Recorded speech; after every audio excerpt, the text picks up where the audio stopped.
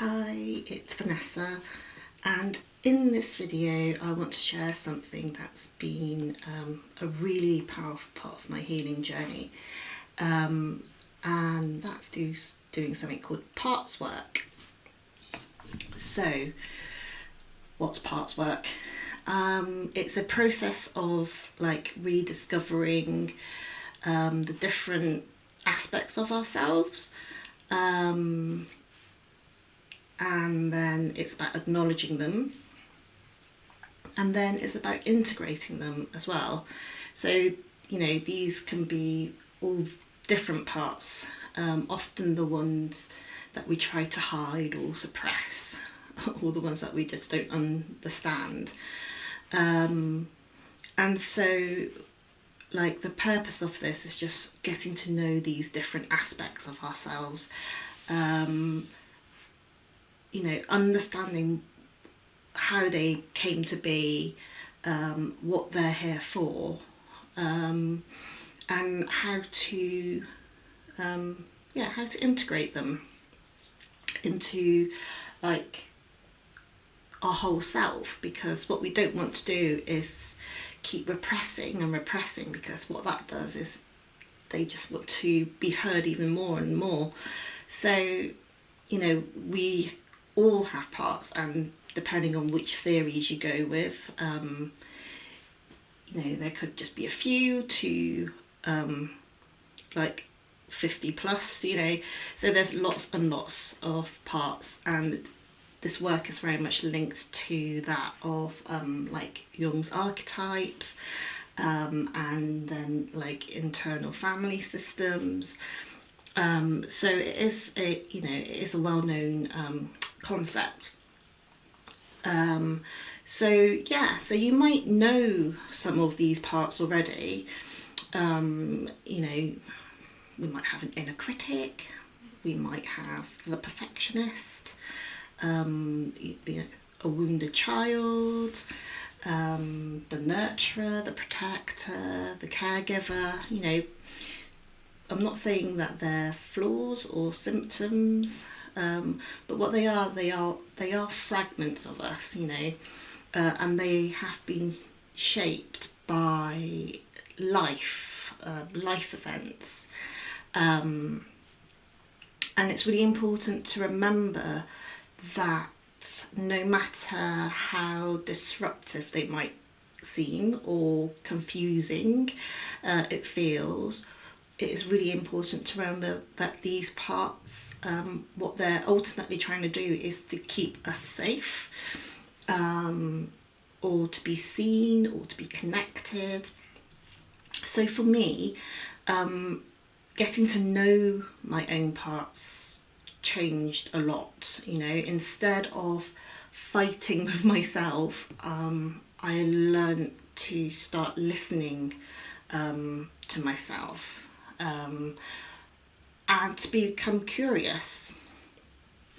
So I did a lot of this work through the talking therapies, and in that I got to know my rebellious streak. So there was always a part of me that hated being told what to do, didn't really like the rules, would want to question authority, would be craving freedom, but she was also scared. She was also shamed. So whenever she turned up, there'll be anxiety, there'll be guilt, wanting to be this free, carefree, wild child, just wasn't allowed. It was like it was wrong. So within the therapy setting, we also identified that very close to this rebellious part was the conforming part, and she was really strong, really fierce, and what she would be doing was clamping down the rebellious, saying to her like, shh, don't speak, don't make a noise, don't cause trouble, don't be disruptive. You know, it's not safe to do that. The conforming part wanted the control. She needed the control. She needed to keep me safe. So whenever this rebellious part rose up, conformity would step in. And in the therapy session, it was really interesting because as soon as I tapped into the rebellious part, all of a sudden I felt really tired and I felt heavy, and it felt like my head was being filled with sand, and I could feel it flowing through my head into my throat, and you know, my throat got dry, my tongue became numb. And when I tuned into that, that was conformity. And the message was, don't do it, don't speak out, don't tell the truth, just don't do it. And alongside her was the good girl. You know, she was the sweet, helpful, polite one, always agreeable. You know, even if she didn't want to turn up to therapy sessions, she would, because she obviously didn't want to hurt the therapist. You know, she would always smile when she didn't feel like smiling, would make herself feel small just to make others feel comfortable. So she came from the same place as conformity. That need to not rock the boat, that need to be loved, to belong, to avoid punishment, to avoid conflict. So yeah, over time, what I, you know, got to do was that actually rebellious might not be destructive.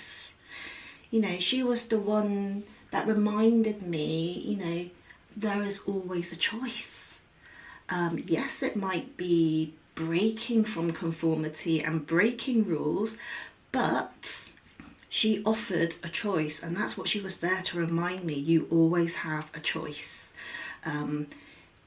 There are always options, there are always other possibilities. And actually I revisited her last week, or a couple of weeks ago in my therapy session, and I decided to rename her because, you know, she wasn't actually destructive, and I ended up renaming her the spirited part, because that's what she is. You know, she was actually not this rebel girl cloaked in grey and trying to cause trouble. Actually, she's a very spirited part of me, full of colour, full of life and vibrancy. And it's just understanding also that the language that we use just makes such a big difference. You know, she carries the same energy, but I've just decided to give her a different name. So she is now my spirited part, and you know, I'm not going to shut her down. I'm going to listen, and I'm going to welcome, you know, her ideas, her thoughts. But what I'm also going to do is I'm still going to check in with the conformity and the good girl, because ultimately, you know, they're still scared. So they'll continually going to need the love and the reassurance. So, you know, when I connect in with them, I thank them. I thank them for keeping me safe, you know, but I can also reassure them that it is safe now. You know, they don't have to protect me in that old way anymore. So slowly these parts, what they can do, they can start to trust each other and make space for each other. You know, I'm not denying any of them. They've all got a part to play. Basically, that is the heart of parts work, and it's not about choosing one part over another. It's about integration, honouring each of the roles and honouring each part that they play, you know, even if it might be a bit messy or painful. You know, each of those parts, they're just trying to help in the only way that they know how, whether that's, you know, by throwing a tantrum, or whether that's by keeping quiet or hiding. So yeah, I just thought I'd share that because, you know, I think it was a really important thing for me to be able to speak, nurture, comfort these individual parts of me. And it's just amazing, you know, the shifts that can take place when we do this type of work. So if you've ever felt, you know, you're at war with yourself, you've got conflicting parts, or you don't really know why, then, you know, just get curious, just ask the questions, journal, see what each part has to say, and you might be surprised by what you find. Yeah, so let me know if you've ever done parts work, or if you're curious to start, and just drop them in the comments, and I would love to hear from you. So again, thank you for being here, and I will speak to you again soon. Bye.